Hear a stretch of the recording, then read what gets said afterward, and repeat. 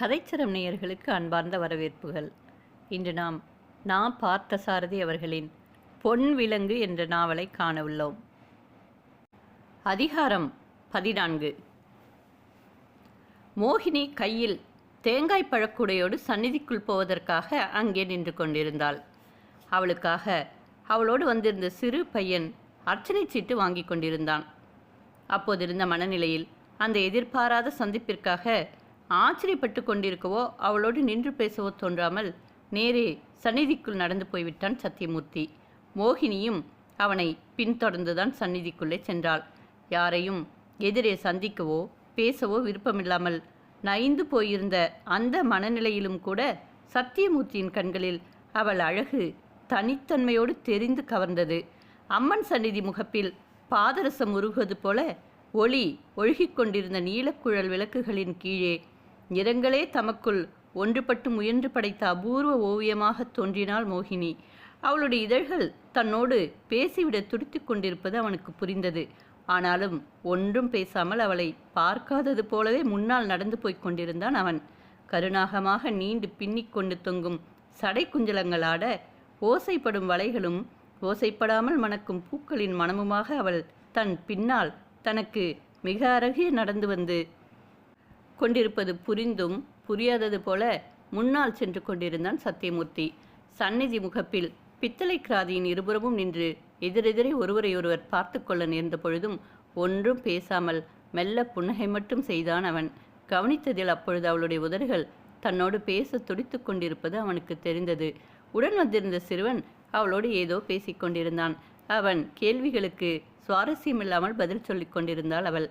அர்ச்சனை முடிந்து அவன் புறப்படுவதற்குள் அம்மன் சந்நிதியின் 2 பிரகாரங்களையும் சுற்றி கொண்டு சுவாமி சந்நிதிக்கு போய்விட நினைத்தான் அவன். ஆனால் அவன் நினைத்தபடி நடைபெறவில்லை. அவளை முந்திக் கொண்டு போய்விட நினைத்த அவன் நினைப்பு வீணாயிற்று.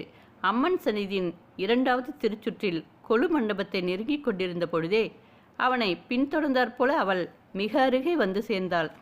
இவ்வளவு நாழிகைக்கப்புறம் கோவிலுக்கு வந்திருக்கிறீர்களே?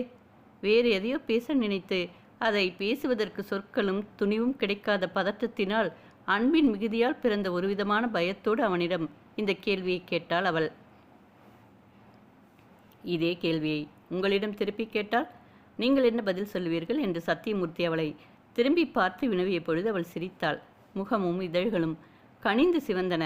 இந்த நாணத்தின் சுவடு முகத்திலிருந்து மறைவதற்கு முன்பாகவே அவள் தன்னை நேருக்கு நேர் பார்க்க கூசியபடி வேறு எங்கோ பார்த்து கொண்டே சொல்லிய மற்றொரு வாக்கியம் சத்தியமூர்த்தியின் இதயத்தை தொட்டு உணர்வு நெழும்படி செய்தது.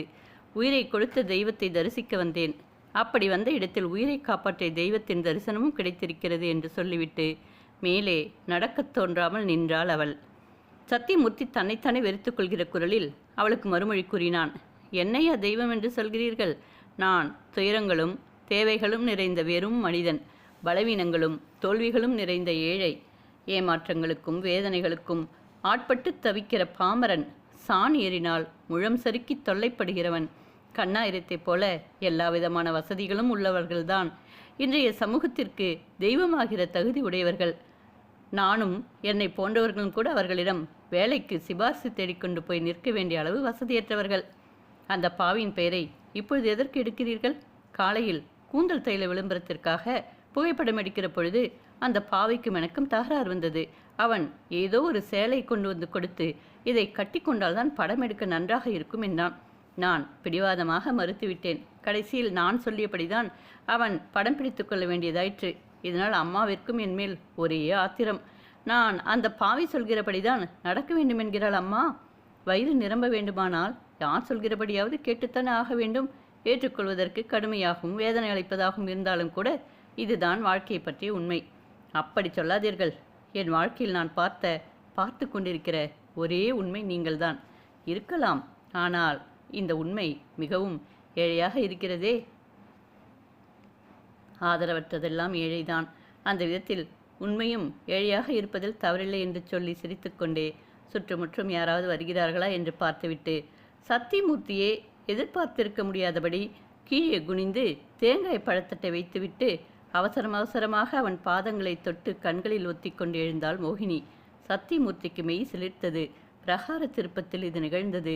மோகினியோடு வந்திருந்த சிறுவன் முன்னால் நடந்து போயிருந்தான். அவர்களும் அவன் பின்னால் மெல்ல நடந்து சென்றார்கள்.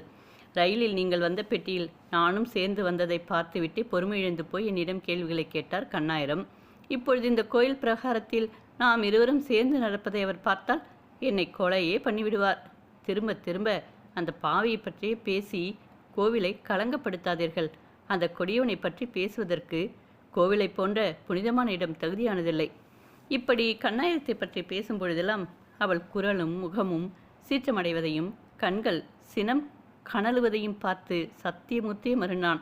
வாழ்க்கையின் தீய சக்திகள் எதிரே சந்திக்கவும் பொறுத்து கொள்ளவும் முடியாமல் குமுறுகிற இவளையும் தீய சக்திகளையும் பொறுத்து கொண்டாவது காரியங்களை சாதித்து கொள்ள வேண்டும் என்று நினைக்கும் இவள் தாயையும் தன் மனதிற்குள் சத்தியமூர்த்தி ஒப்பிட்டு சிந்தித்தான். எப்பொழுது பேசினாலும் அவள் பேசுகிற வாக்கியங்களில் தனி முத்திரையும் பேசப்படுகிறவரை மயக்கிவிடும் தன்மையும் வாய்ப்பதையும் கூட அவன் தொடர்ந்து கவனித்து கொண்டு வந்தான். என்ன மயக்கம் வேண்டி கிடக்கிறது? அழகில்லாமல் முகத்தில் அரிதாரம் பூசிக்கொள்ளாமல் மாசி வீதி ஆலமரத்தில் சந்தித்த பிச்சைக்காரியைப் போல பசி கொடுமைக்காக வயிற்றில் பானை கட்டிக்கொண்டு கர்ப்பிணியாக தோன்றி பிறரை மயக்க முயல்கிறவர்கள் அகப்பட்டு கொண்டால் கல்லெறிப்படுகிறார்கள். இந்த உலகமும் வசதி உள்ளவர்கள் பொய்யாக மயக்குவதைத்தான் மன்னிக்க தயாராக இருக்கிறது. வசதியற்றவர்கள் அதே காரியத்தை செய்யும் பொழுது அகப்பட்டு கொள்கிறார்களோ என்று வெறுப்பான வழியிலும் அவன் சிந்தனை சிதறி ஓடியது. ஒன்றும் பேசிக்கொள்ளாமல் ரகாரத்தில் போய்க் கொண்டிருந்தார்கள் அவர்கள். மோகினியோடு சேர்ந்து இணையாக நடக்காமல் அவளுக்கு 10 அடி முன்பாகவோ பின்பாகவோ விலகி நடந்து போக வேண்டுமென்று தன்னால் ஆன மட்டும் சத்தியமூர்த்தி முயன்று பார்த்தான். அவன் வேகமாக நடந்தால் அவள் நடையும் வேகமாகியது. அவன் மெதுவாக நடந்தால் அவள் நடையும் மெதுவாகியது. லட்சணமான தேர் அலங்கரிக்கப்பட்டு வீதியில் வருவது போல அவள் நடப்பது மிக நன்றாக இருந்தது. அம்மன் சந்நிதியிலிருந்து சுவாமி சந்நிதிக்குள் போகிற வழியில் நகர முடியாமல் உட்கார்ந்து கொண்டிருக்கும் பிரம்மாண்டமான முக்குருணி அரிசி பிள்ளையாரை கடந்து வலது பக்கத்தில் தொடங்கும் பெரிய பிரகாரத்தில் இப்பொழுது போய்க் கொண்டிருந்தார்கள் அவர்கள். நீங்கள் ஒரு நாள் எங்கள் வீட்டிற்கு வர வேண்டும். அப்பொழுது உங்கள் முன்னிலையில் நீங்கள் மட்டுமே காணும்படி ஆண்டாள் பாசுரத்திற்கு அபிநயம் பிடித்து ஆடி காட்ட வேண்டும் நான் கெஞ்சுவது போன்ற குரலில் அவள் அவனிடம் இந்த வேண்டுகோளை சொல்லும் பொழுது அவர்கள் சங்கத்தார் கோவிலை கடந்து வடக்கு பிரகாரத்தில் புகுந்திருந்தார்கள். பிரகாரம் அதன் அடுத்த நுனி வரையில் வேறு மனித சஞ்சாரமே இல்லாமல் வெறிச்சோடி கிடந்தது. சத்தியமூர்த்தி அவளை கேட்டான், உங்கள் வீடு எங்கே இருக்கிறது? சங்கீத விநாயகர் கோவில் தெரு என்று வடக்கு மாசி வீதியிலிருந்து இந்த கோவிலுக்கு வருகிற வழியில் ஒரு சிறிய சந்து இருக்கிறதே, தெரியுமா? இந்த வினாவும் சத்தியமூர்த்தியிடமிருந்து பதில் இல்லாமல் போகவே அவளே மீண்டும் பேசலானாள். வித்துவான் பொன்னுசாமி பிள்ளை சந்திற்கு மேற்கு பக்கமாக மறுபுறம் தானப்ப முதலை தெருவில் போய் முடிகிற மாதிரி ஒரு தெரு இருக்கிறதே, ஞாபகம் இல்லையா உங்களுக்கு? ஞாபகம் இருக்கிறது, ஆனால் அதுதான் நீங்கள் சொல்கிற தெருவா என்பதுதான் நினைவில்லை. நான் உங்கள் வீட்டையோ தெருவையோ விசாரித்து வைத்து கொண்டும் பயனில்லை.